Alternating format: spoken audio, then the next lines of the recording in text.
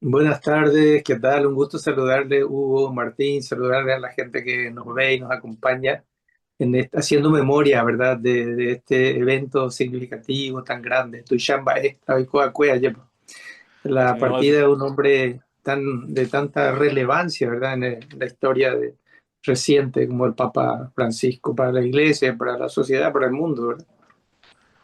y recordamos porque su frase era hagan lío Haga lío, y claro, hasta el claro. último momento hizo lío porque le recomendaron que tiene que descansar, que tiene que quedarse y lo que menos hizo fue hacer reposo, recorría, andaba. La última bendición, Urbi et Orbi La la Urbi et dio Orbi que fue el domingo, ¿verdad? la del domingo de Antes de Pascua fallecer. y ese baño de pueblo, ese Sí, recorrido que hizo en la plaza de San fue Pedro su despedida. de su despedida. Padre, ¿cómo le recordamos un año después de su partida donde todavía el Paraguay le tuvo tan cercano y católicos, no católicos, le seguimos extrañando porque nos mimó mucho a los paraguayos, no solamente cada vez que le veía a un paraguayo decía y la chipa, sino que nos hizo recordar de que tenemos a la mujer más gloriosa de toda América. Sí, el 21 nos juntamos aquí con la gente de la comunidad del Bañado a rezar un rosario en la capilla San Juan, la capilla que el Papa visitó, ¿verdad? Haciendo memoria, tomando después un cocido con chipa, compartiendo con la gente, ¿verdad? De ese evento que nos marcó aquí y nos dejó una huella, pasando ahí por el mismo pasillo por donde el Papa pasó, ¿verdad? Bueno, el Papa tenía un cariño especial por el Paraguay. Él ciertamente tuvo una maestra en el laboratorio donde trabajó, ¿verdad? Esther Balestrino de Careaga, él recordaba con mucho cariño y que por eso consideraba que era, creo que ahí está un poco la referencia de considerar a la mujer paraguaya como una luchadora, una defensora de la familia, de la patria, de la cultura, de la lengua, ¿verdad? De la fe, ¿verdad? Una maestra porque aprendió mucho con ella y también porque él como obispo de Buenos Aires, arzobispo de Buenos Aires, y recorriendo los barrios, ¿verdad? Mucho contacto con los paraguayos de allá. Y tenía muchas referencias cercanas, ¿verdad?, de la Virgen de Cacupé. También Claro, cuando claro. él era rector de la Casa de Estudios de los Jesuitas en San Miguel, allá en Buenos Aires, en el Gran Buenos Aires, habían cocineras que eran paraguayas, ¿verdad? Y él tenía muy buena relación con ellas, o sea, muy cercano con ellos y a través de ellos y ellas, ¿verdad?, con nosotros. Un cariño realmente entrañable por el Paraguay. Vos sabés que país que tengo que hacer una reflexión y una confesión también de paso, porque recuerdo que nosotros los zurdos, cuando fue elegido Jorge Bergoglio como papa, empezamos a cuestionar mucho, ¿verdad? Y el país Carabias, que le conoces bien, José Luis Carabias nos dijo, no sean tontos, no sean tontos. Este es un hombre bueno, nos dijo. Y tenía razón el país Carabias, porque le conoció el país Carabias, que era también jesuita como ustedes, ¿verdad? ¿Y qué representó digamos, para los jesuitas tener a un papa de su congregación, padre? Bueno, una cosa que primero no podíamos creer porque quedamos bastante perplejos, ¿verdad? Porque Jorge Bergoglio, como jesuita, fue un hombre polémico, ¿verdad?, dentro Claro. de la congregación. Entonces, causó como cierta inquietud dentro de la Compañía de Jesús inicialmente Sí. cómo podía ser la relación de él con la compañía.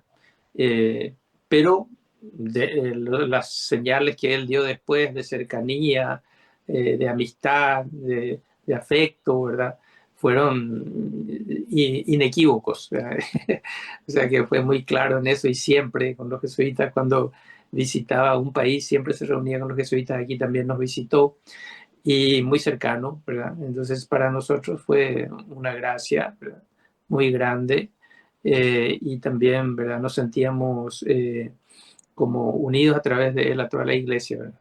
Eh, realmente algo una gracia muy grande para nosotros. Muchas personas entendidas de la iglesia se preguntaban cómo un jesuita llegó a papa porque habitualmente se hablaba de que los jesuitas no hacían carrera, de que no aceptaban cargos, digamos, de Una carrera jerarquía eclesial, ¿verdad? eclesial. Habían Claro. muy pocos obispos jesuitas.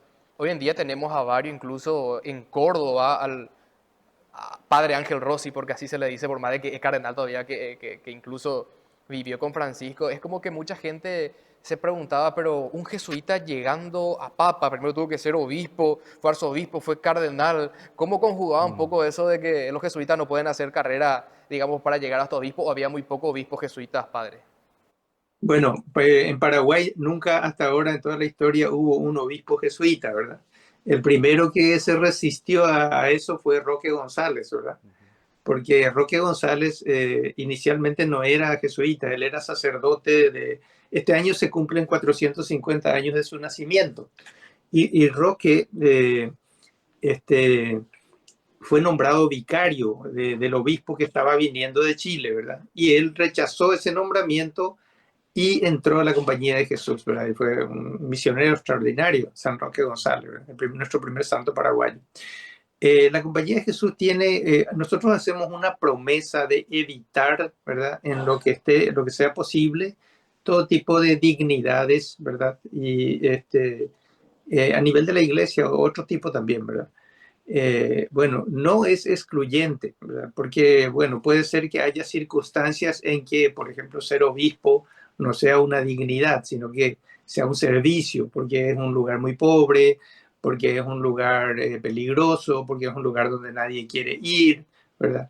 O porque lo manda directamente el Papa, ¿verdad? Entonces ahí no hay tutía, ¿verdad? Claro, claro. Se acepta la misión y no hay resistencia, ¿verdad?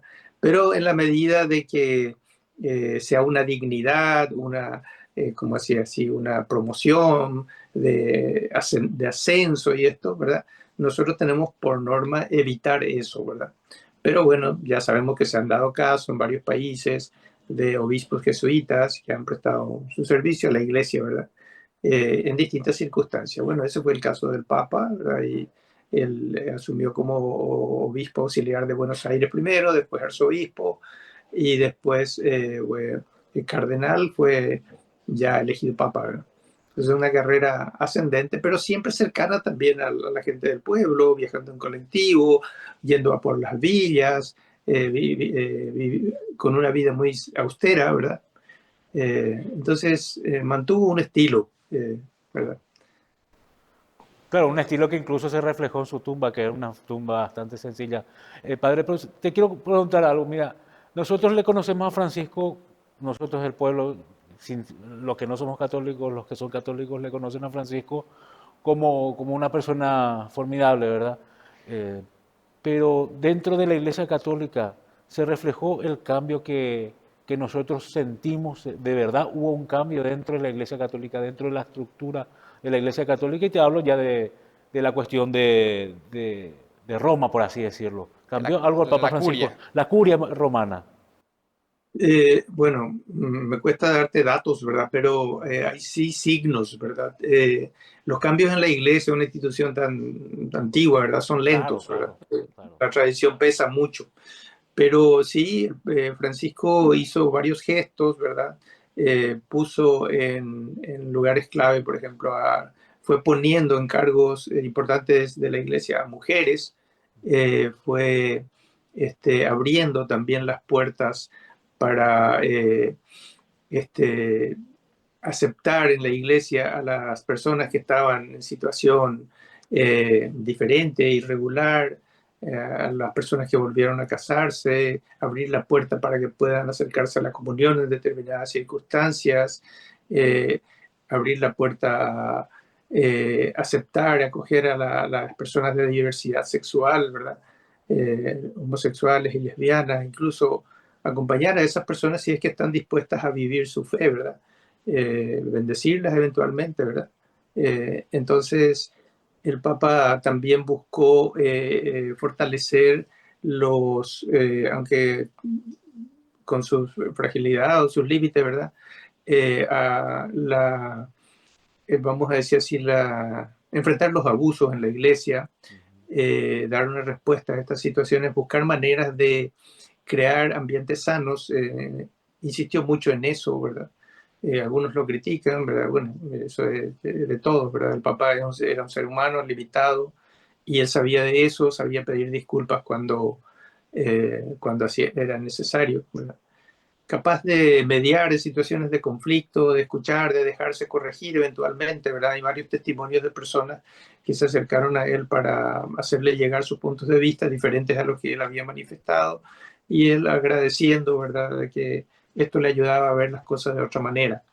Entonces, es un papa que se esforzó, ¿verdad?, en introducir cambios en la iglesia, luchó mucho contra el clericalismo, ¿verdad?, el país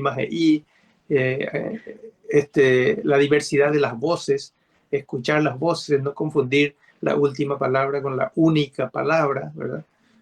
Porque si es verdad que tiene que haber una autoridad que define, marca una línea, esa tiene que ser una autoridad que escucha, que camina con la gente. Oñandú, el pueblo, Oñandú y Cuayel, ¿no? Entonces, para sintonizar y conectar con la gente, abrió caminos también para eso que se llama sinodalidad, que es un proceso de diálogo, escucha más abierta y más amplia de todos los sectores de la iglesia. Hasta dónde eso caló es difícil de ver, ¿verdad?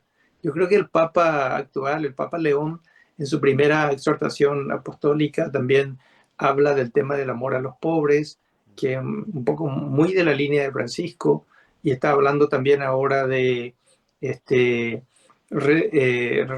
reflotar, o no sé cómo llamarlo, ¿verdad?, la encíclica del Papa Evangelii Gaudium, ¿verdad?, que es la alegría de evangelizar. Y está teniendo posturas bastante firmes también en estos últimos tiempos, críticas a la guerra, a la violencia, ¿verdad?, contra los migrantes, y está mostrando, está poniendo la cara y el cuerpo, ¿verdad? Entonces, eso indica que hay como una cierta continuidad, ¿verdad? Son diferentes las personas, claro, ¿verdad? Pero hay una marca que dejó Francisco, ¿verdad? Sí. Claro, claro. Padre, muchos estaban diciendo que cobía por a Papa Francisco porque al principio se asustaban, la gente decía, muy tranquilo este Papa, decía, porque obviamente él salió con los signos que Francisco dejó a un lado, volver al Palacio Apostólico, volver a la Villa Pontificia de Castel Gandolfo, utilizar la museta, la estola, todos los signos que Francisco dejó un poco de lado, pero cuando le empezamos a escuchar en estos últimos meses, donde el mundo también empezó a tener una rotación más acelerada por los conflictos, principalmente en Oriente Medio y con el presidente Trump de los Estados Unidos, y justo él es un papa norteamericano, donde como que se ensañó un poquitito Donald Trump con el papa, ni con Francisco, por más que operó muchas veces en contra de Francisco, Donald Trump no tuvo tanto como con León XIV, donde le tiró así contundente, como dirían algunos, y donde al par de mantener esa postura conciliadora, el Papa León XIV también le contestó de que él no va a apagar su mensaje apostólico, su misión profética, por más de Claro. que quizás el hombre más poderoso del mundo le esté tirando dardos. Vos sabés que una reflexión nomás que quiero también hacer con ustedes, Huguito y Pailuna, es que Sí, adelante. sí, para mí, que lo veo desde fuera, no siendo un creyente, es que el Papa León está actuando acorde al Evangelio, o sea, Claro. él está, Es, está como representante de la Iglesia Católica, como una institución, ¿verdad? Como que pregona la prédica del Evangelio de Jesucristo, le está actuando acorde a eso, ¿verdad? claro, el mensaje de paz y dijo que ninguna amenaza va a callarle su misión, Padre. Qué bueno. Sí, yo creo que él fue claro en el sentido de manifestar una postura moral, ¿verdad?, ante lo que se consideraba algo inaceptable, como es acabar con una civilización, ¿verdad? Que esto significa acabar. Esto es contra todo el derecho internacional, ¿verdad? Contra toda humanidad, ¿verdad? Arrasar con un pueblo entero, eso es inaceptable. Y así mismo lo dijo el Papa con todas las letras, ¿verdad? Y también dijo claramente que él no estaba dispuesto a entrar en una confrontación personal, porque no se trata de eso, ¿verdad? Pero tampoco tenía miedo, o sea que iba a seguir hablando. Y siguió hablando, pero no desde el Palacio Apostólico, siguió hablando desde África. Eso también para mí es un signo. O sea, responder a la violencia, a la guerra, ¿verdad? Al supremacismo, al colonialismo, no desde la fuerza, sino desde África, desde los pueblos ancestralmente marginados, esclavizados, explotados. O sea, es saber situarse también, eso también es un mensaje, desde dónde hablas, desde dónde respondes a los poderosos que se creen dueños del mundo y que pueden hacer lo que les da la gana. Creo que en eso el Papa fue claro y está haciendo una referencia ahora mismo. Y yo agradezco, ¿verdad? Y realmente me siento muy en sintonía con él, ¿verdad? Como mucha gente en la iglesia y fuera de la iglesia, ¿verdad? En la sociedad. El apóstol Pablo decía como él se autodenominaba un abortivo y yo también creo que en estos asuntos de la teología católica me considero eso, ¿verdad? El último en el eslabón, pero yo soy un admirador de Joseph Ratzinger, ¿verdad? De Benedicto XVI, por el conocimiento que él tenía, Claro. ¿verdad? Por un intelectual, me parece amplio, ¿verdad? Pero ¿por qué la Iglesia Católica decidió en su momento elegir a Ratzinger, a un teólogo, y luego eligió a un papa como lo que fue, quien Ma- fue Jorge Mario un Bergoglio, pastor, un ¿verdad? pastor. Un pastor, o sea, fueron dos extremos, Contrastes. ¿verdad? O sea, como te digo, Padre, otra vez y repito, y lo digo con mucho respeto, lo veo desde afuera, pero me sorprende, ¿verdad? Me llama la atención. ¿Qué pasó en la Iglesia Católica? Por eso hubo ese cambio de timón, por así decirlo. A mí también me sorprende, ¿qué querés que te diga? Yo, o sea, nosotros no tenemos una previsión de cómo y hacia dónde la iglesia se va a mover en sus procesos, ¿verdad? Eh, confiamos en la acción del Espíritu, en la buena disposición de las personas, ¿verdad? Que tratan de escuchar la inspiración de la verdad que viene de ese Espíritu, de Dios que nos guía. Pero la iglesia es una comunidad muy amplia, muy diversa. Yo creo que en eso está su riqueza, ¿verdad? Hay un espectro muy amplio de tradiciones en la iglesia, ¿verdad? Que abarca mucho. Y entonces esa capacidad de incluir esa diversidad, yo creo que es una de las fuerzas de la iglesia católica, ¿verdad? Una de las riquezas que tiene, ¿verdad? Pero eso hace también que tenga ese como abanico de posibilidades que pueda ir de un lado a otro de repente, ¿verdad?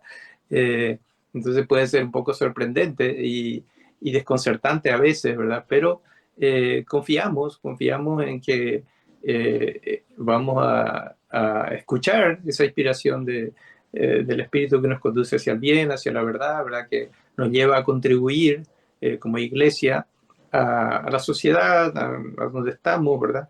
Asumiendo también que somos parte de esta sociedad, ¿no? Nosotros los miembros de la iglesia, desde el Papa hasta el último fiel, ¿verdad? De la capilla aquí, donde estoy yo, de que está cualquiera en África, en Asia. Eh, este, hacemos parte de ese camino, ¿verdad? Y bueno, buscamos así contribuir y hacer parte de esta sociedad en la que creemos que Dios nos ha puesto con una misión, ¿verdad? Y también aprender a convivir con la diversidad, ¿verdad? Diversidad cultural, social, ideológica, ¿verdad? Y contribuir. Yo creo que la Iglesia Católica puede hacer esa contribución en el sentido de hacer una comunidad tan diversa, ¿verdad? En donde caben tantos extremos, si querés, a veces, ¿verdad? Puede también ayudar a la sociedad a hacer ese ejercicio, ese esfuerzo, ¿verdad? De ser inclusiva, ¿verdad? De abarcar la diversidad ideológica, política, ¿verdad? Cultural, de distintas visiones, ¿verdad? Y de buscar una convivencia que haga posible caminar hacia el futuro, ¿verdad? No la exclusión, no el menosprecio, ¿verdad? No lo que combatía tanto Francisco, era hablar de los sobrantes, huminda y yaiba, embuba, ¿verdad? Entonces, eso es catastrófico para una sociedad, ¿verdad? Excluir, ¿verdad? Y construir barreras, muros a veces no físicos, pero económicos, políticos, educativos, sociales, ¿verdad? Que nos dañan mucho, ¿verdad? Nos distancian unos de otros, ¿verdad? Le voy a poner un poco en apuro al padre. Mm. Entre las encíclicas y documentos que Aquí. quitó Francisco en estos 12 años de pontificado y un poquitito más, ¿cuál es la que más le llegó a usted? Yo le comparto que a mí Fratelli Tutti me encantó. Yo estaba terminando el colegio cuando Fratelli Tutti, en medio de la pandemia, eh, nos llegó a todos y cuando yo leo Fratelli Tutti siento que es tan oportuno y ahora tan necesario. A usted, entre Así estas mismo. encíclicas y exhortaciones apostólicas, ¿cuál fue la que más le llegó? La que, no quiero decir la que más le gustó, sino que la que más le llegó de las tantas que nos dejó el Papa Francisco y Alberto Luna. Coincido contigo en lo de Fratelli Tutti, sobre todo en su actualidad, ¿verdad? La necesidad de la construcción de la cultura del encuentro, de la amistad entre los pueblos, los grupos sociales, una tarea que hay que construir, ¿verdad? Es un desafío que tenemos hoy, así muy potente, ¿verdad? Y hay que buscar caminos para eso, ¿verdad? Entonces, somos hermanos, o sea, ese principio, ¿verdad? No somos enemigos, no tenemos que eliminarnos unos a otros, tenemos que buscar maneras de acercarnos, de conocernos, ¿verdad? De tolerarnos, de aguantarnos a veces, ¿verdad? De convivir en la diversidad, en la tensión a veces, ¿verdad? Eso es un aprendizaje necesario hoy en día, ¿verdad? Y creo que hay que insistir, remarcar, volver a leer eso. En este marco de la Iglesia Católica en Paraguay nos propone la reflexión, ¿verdad?, sobre el bien común. Creo que es una buena confluencia trabajar esta propuesta del Papa Francisco en Fratelli Tutti, todos hermanos, somos todos hermanos. Oño pejengüeñande, ¿verdad? No somos parte separada, no somos contrarios. Estamos llamados a construir una sociedad de hermanos, lo que no significa todos iguales, sino que en la diferencia, la convivencia en la diferencia. Y este arte, ¿verdad? Este desafío, creo que es importantísimo en este tiempo, a nivel nacional, a nivel mundial, ¿verdad? Me parece necesario. Padre Alberto Luna, te agradecemos muchísimo este contacto para poder reflexionar sobre el Papa Francisco, una persona que dejó un legado de verdad importante no solo para nuestro país, sino para el mundo y para los que queremos un mundo mejor país. Muchísimas gracias. Una alegría recordarle, porque, bueno, ha sido un regalo de Dios para la iglesia y para el mundo. Gracias a ustedes por invitarme y un saludo cordial a la gente que nos acompaña desde sus casas. Y de Yara Tapendero Vasallo, Ayo, Una bendición final entonces. Taupeya, bye. Amén. Amén. Así entonces escuchábamos al padre Alberto Luna, sacerdote jesuita, Jesuita. hablando sobre el Papa Francisco. Huito, a la vuelta del corte vamos a hablar de algo también importante para nuestro país. Un poco desagradable, pero que hay que llamar una atención con esto que vamos a empezar a hablar. Vos sé que me parece importante hablar de esto porque puede parecer joda para muchas personas, puede parecer una broma para los adolescentes, pero es probablemente el inicio de algo mucho más grave que puede terminar en una tragedia. A la vuelta del corte vamos a hablar sobre las amenazas de tiroteos digo bien, en los colegios. Volvemos enseguida.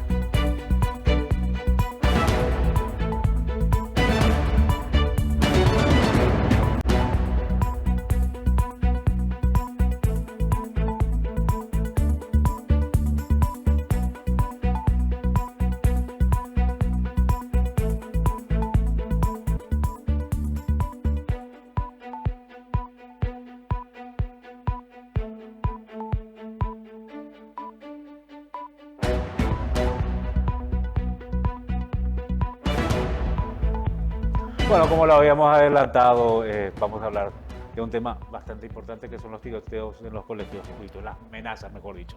Esperemos que esto no pase a mayores después. Estos desafíos, amenazas, vía redes sociales muchas veces, de actos de violencia en los colegios y escuelas, que no es algo nuevo, pero Sí, estamos teniendo en tendencia en Argentina, en las provincias cercanas a Buenos Aires, en la ciudad de Buenos Aires y acá en Paraguay en varios puntos. Y en esta semana la jefa de seguridad del Centro Educativo de Asunción, la comisario Ayala, me decía más de 10 en Asunción. Y para eso, para poder... 10 en Asunción nomás. En Asunción. Y en el país deben ser más. Muchísimo. Entonces, para poder tener un abordaje también desde un profesor, desde un punto de vista de alguien que estuvo en aula, de alguien que tiene contacto con los educadores y que por décadas con los alumnos, estamos ya en comunicación con el profesor Rafael Resquín, que es el presidente de la UNESN. Profesor Resquín, muchas gracias por atendernos en esta tarde, muy buenas tardes, gracias por compartir con nosotros y sobre todo para poder estar abordando este tema tan delicado e importante. ¿Qué tal, compañero? ¿Cómo estás? Un gusto en saludarte a vos, a tu audiencia.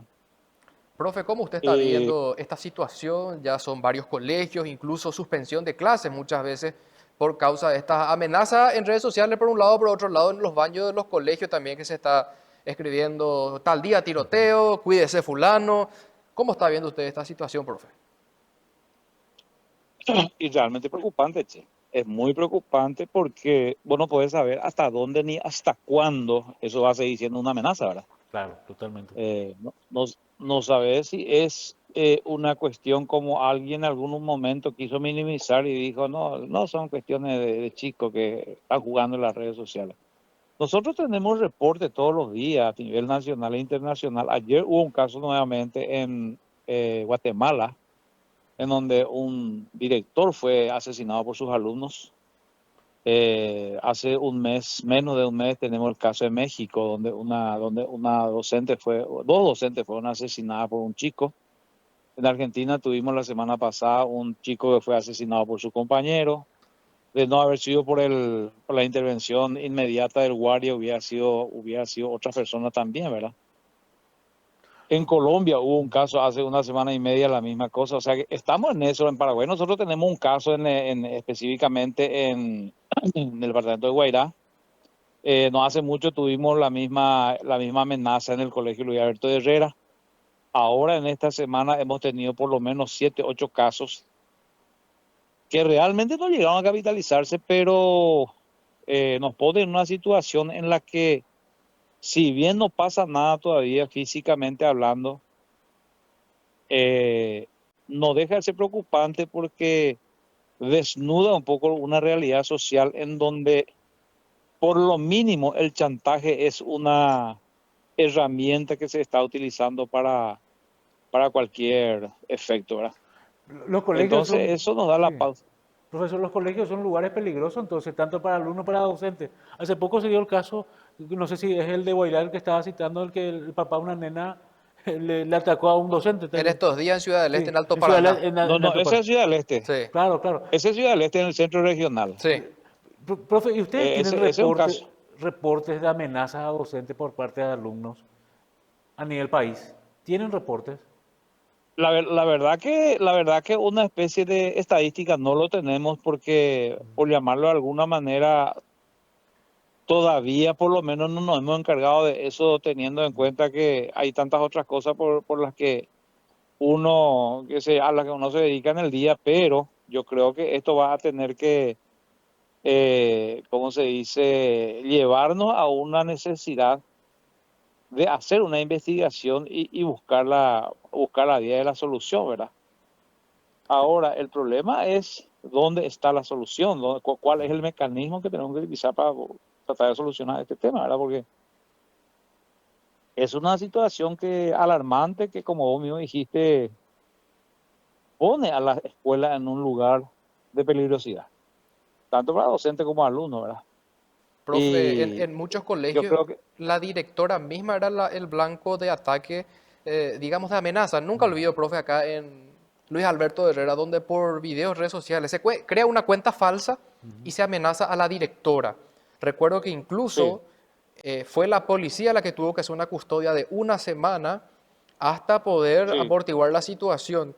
Esto también destapa un secreto a voces que en muchos colegios, en determinados puntos, no vamos a citar en dónde, para no estigmatizar, profesores y directores, no solo estudiantes, reciben como amedrentamiento, algún tipo de amenaza, quizás alguno por broma, pero alguno medio en serio y te ya chupé, donde cuide ese profesor, atienda, donde también ese profesor, ese docente es blanco o es, vamos a decir, blanco de amedrentamientos y donde también se ve afectado a la hora de desempeñar su rol de educador, donde también está en peligro la directora Guairá asesinada, los casos donde los propios alumnos entre sí se desafían, se está volviendo un ambiente donde siempre se dijo el lugar sagrado tiene que ser el aula, Claro, pero claro. al parecer el aula del colegio está agarrando lo que la sociedad estamos teniendo, que son casos de violencia, violencia, vamos a decir cibernética, porque de las redes sociales empieza, pero también la violencia física, todo tipo de violencia, profe. claro. Y es justamente consecuencia de lo del deterioro social en general, ¿verdad? Porque acá tenemos que partir de la premisa siguiente. Eh, tendemos, tendemos, hay una tendencia en la sociedad de que la familia cada vez se desentienda más o se independice más, o los chicos se independicen cada vez más en forma precoz de la familia. Acá hay una cuestión. Yo también soy padre de familia y sé lo que es criar hijos y sé lo que son las condiciones de criar a los hijos y los mecanismos que tenés que utilizar para crear buenos hijos, ¿verdad? Acá la sociedad se desentiende de su responsabilidad porque hay una corriente social demasiado fuerte que viene del consumismo salvaje, en donde las familias se ven obligadas, indirectamente hablando, de darle mayor libertad a los hijos porque hay una corriente ideológica que cada vez está alentando la más tempranera independencia de los chicos, ¿verdad? Entonces, ¿qué es lo que los padres hacen? Busca satisfacer las necesidades de los hijos de una manera equivocada y lógicamente que los hijos que ya están dentro de una cultura en donde ellos creen que son los dominadores del mundo, entonces ellos utilizan el chantaje como una especie de alternativa o de herramienta para seguir manteniendo esa hegemonía que equivocadamente le dio la sociedad a los jóvenes, ¿verdad? En el mundo se ha hablado siempre de libertad, pero la libertad, ¿cómo se dice? Absoluta no existe y sobre todas las cosas cuando se va a hablar de la libertad no se tiene que confundir con el libertinaje, ¿entendés? Y eso produce el comercio de la conciencia del momento en que todo el mundo quiere vender, corre detrás del dinero. ¿Y quiénes son los más vulnerables en comprar? Los jóvenes, los chicos. Ponerle cualquier cosa. Imagínate, por ejemplo, que de repente aparezca una corriente que diga, por ejemplo, que un chico puede percibirse animal. Y todo el mundo agarra eso. Todo el mundo cree que eso es normal. Se normaliza una cuestión absolutamente descabellada.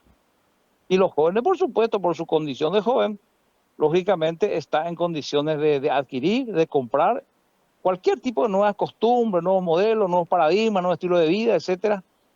Entonces, hay una tendencia de que el joven cada vez quiera dominar su mundo, quiera dominar el mundo donde interactúa, donde vive y encuentra los mecanismos, lógicamente, lo va a hacer. Por eso hoy día se le da la libertad innecesaria a los jóvenes, se le da la libertad innecesaria a los niños, y ahí estamos nosotros fracasando tremendamente desde el punto de vista de la educación. Profe, con respecto, Creemos que sí, darle libertad. sí, no, profe, con respecto al tema de amenazas de tiroteo en los colegios, ¿qué protocolos se establecen en las escuelas? Y como una segunda pregunta a la par de esto, ¿te parece suficiente lo que hace el Ministerio de Educación con respecto a esto? Absolutamente es insuficiente. Absolutamente es insuficiente. Y acá yo te voy a decir contundentemente, ni el Ministerio de Educación, ni las otras instituciones como la Secretaría de Niñez y Adolescencia, los juzgados, los jueces, los legisladores, vamos a decir, tienen las agallas, por llamarlo de alguna manera, a legislar como tiene que legislarse. Acá, el Paraguay es un país donde la ley es relativa y su cumplimiento es optativo. Entonces, ¿quién es el que está obligado a cumplir la ley? Si las propias autoridades están dando un pésimo ejemplo. El Ministerio de Educación se ha desentendido de lo que es realmente la educación. Nos están queriendo traer a vender modelos foráneos absolutamente innecesarios. En nombre de la educación laica, la gente hace lo que quiere dentro de la educación, dentro del sistema educativo, etc. Las otras instituciones no trabajan en forma coordinada con el Ministerio de Educación y Ciencia. Entonces, ¿qué es lo que vamos a hacer? No vamos a corregir nada. El Ministerio de Educación es una institución que está ahí fungiendo de educar, pero no sé, cada vez estamos peor. Nosotros hacemos planteamientos de las organizaciones, de los sindicatos, desde la perspectiva de los profesores, nadie te hace caso, nadie te da la más mínima bolilla. El docente se encuentra totalmente, ¿cómo se dice?, indefenso. Los chicos no son pasibles de ningún tipo de medidas correctivas cuando tienen que ser de alguna manera, vamos a decir, cuando el sistema vamos a decir, de motivación no tiene que ser precisamente la permisividad, porque la psicología misma acepta el castigo, por llamarlo de alguna manera, como forma de resarcimiento. No decimos con eso que tenemos que usar la violencia, ni que tenemos que cercenarle la libertad a los chicos, ¿verdad? Pero sí, se tiene que buscar los mecanismos y se tiene que encontrar. No podemos nosotros seguir en un estado de indefensión, no podemos nosotros seguir en una situación en la que se emplea la ley de la selva, sálvese quien puede, uno hace lo que quiere, ¿verdad? Y a eso estamos yendo, nosotros hemos planteado al Ministerio de la Sociedad Paraguaya, a las instituciones, por ejemplo, los ejes para una transformación educativa. Entre esos ejes está la capacitación docente, está la malla curricular y está la legislación. Pero si el ministerio, que es el ente regulador, el ente gerenciador de la educación, no te hace caso, entonces ¿quién te va a hacer caso? No. Estamos mal, estamos pésimamente mal, ¿verdad? Profe, Entonces, mientras que no hay un contrato social, mientras que no haya una sociedad que diga, bueno, sentémonos a conversar para buscar la solución, cuando no solucionamos, hay hermanos, y cada vez va a haber más víctimas, cada vez esto va a ser peor, porque va a llegar un momento en que si es que los profesores no se dan cuenta de que no tienen ningún tipo de garantía, a la pinta acá uno va a tomar, qué sé yo, a tomar justicia por mano propia. Estamos yendo hacia la hecatombe. Realmente no quiero ser patético, pero así yo veo la situación. profe, en estos días colegios, particularmente privados como el Salesianito, estuvo realizando un cateo, control de mochila en el acceso al colegio. Estaba el padre director, que es un sacerdote salesiano superior de la comunidad, estaba la directora y los guardias del colegio. Y los alumnos mostraban la mochila y se pasaba un detector de metal en el acceso al colegio. Veíamos que formaban fila y estaban realizando ese procedimiento. ¿Usted cómo califica este tipo de acciones? ¿Son necesarias? ¿Se podría llegar a replicar en otros colegios de gestión oficial? Se debe replicar. Se debe replicar. Como un alumno como un menor de edad, que desde todo punto de vista es vulnerable y nadie tiene teóricamente ¿cómo se dice?, ningún derecho de atentar contra la dignidad de ese chico. ¿Por qué? Porque supuestamente no es responsable de sus actos. No va a poder ser pasible de requisa en el caso de que tenga, por ejemplo, alguna cosa peligrosa en la mochila. Porque dejémonos de joder. Un chico de 12, 13 años ya sabe lo que va a hacer. Planifica lo que va a hacer. ¿Cómo se dice? Prepara las condiciones, el ambiente, todo lo que sigue. 13, 14 años, 15 años. Ellos saben lo que hacen. ¿Y cómo en la cabeza de quién puede entrar de que yo no tengo derecho a revisar la mochila del chico porque está atentando contra su derecho? Y el chico tiene derecho de traer, por ejemplo, un cuchillo en el colegio. No, acá estamos equivocados, estamos tomando, vamos a decir, en forma totalmente adversa, equivocada y hasta ridícula estamos tomando la cuestión. Si vos te vas en la escuela, te vas con una mochila, al final de cuentas, se buscó ya bastante, todo tipo de formas. Se planteó que se creen, por ejemplo, mochilas transparentes. Pero no se puede tocar la mochila de un chico porque supuestamente es su propiedad privada. Sin embargo, cualquiera puede arrebatarte de cualquier cosa porque por razones de seguridad, etcétera, etcétera, a los adultos se le puede requisar, se le puede bajar de su vehículo, a los adultos se les puede plantar cualquier tipo de evidencia. Sin embargo, a los chicos no se les puede, no, forma parte de la educación. A lo mejor la gente del pseudomodernismo va a decir que soy un tarado, que soy un ridículo, pero acá la cuestión hay que tomar todo por la... No existe la libertad absoluta, no existe la libertad plena.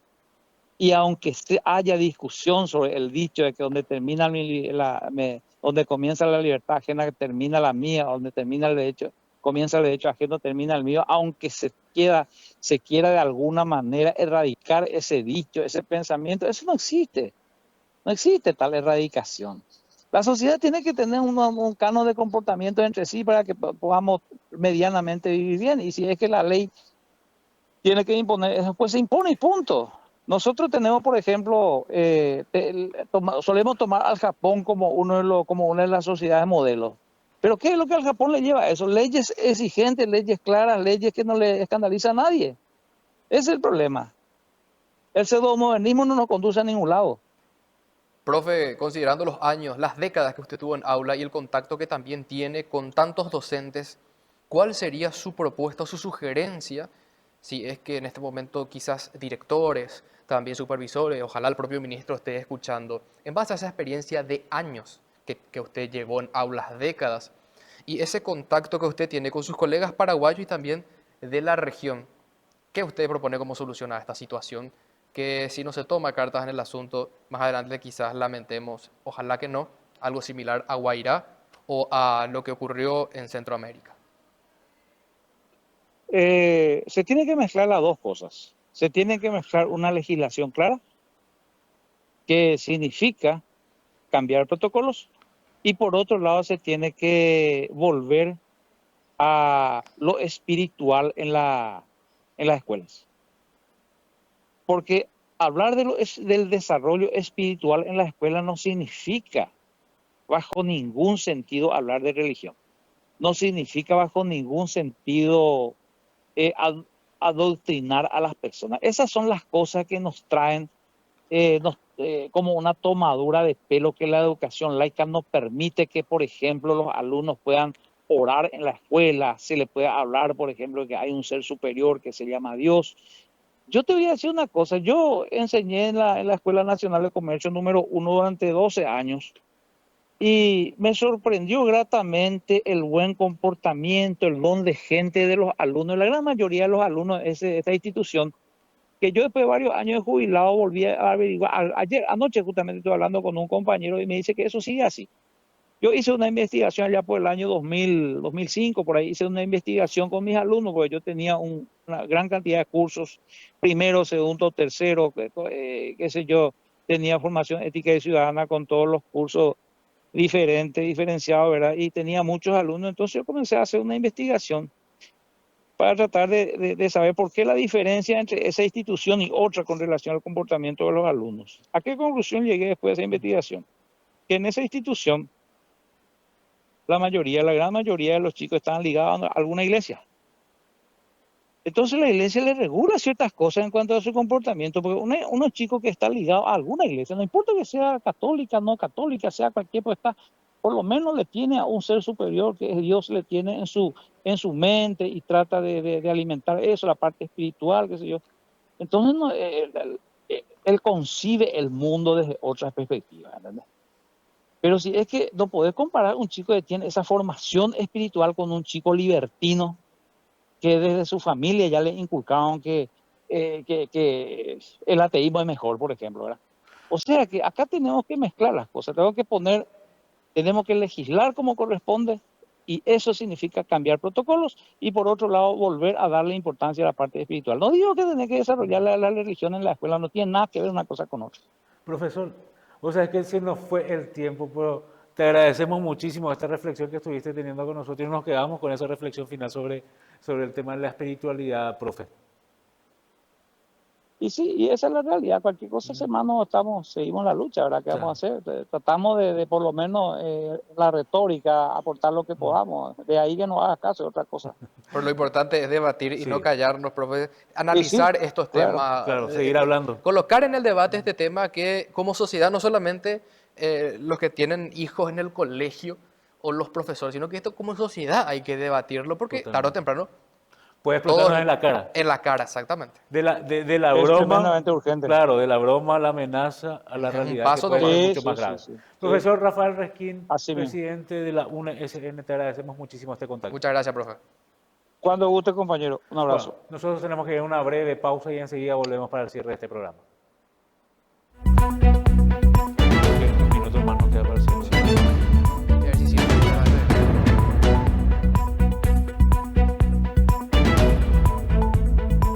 El profe sigue ahí.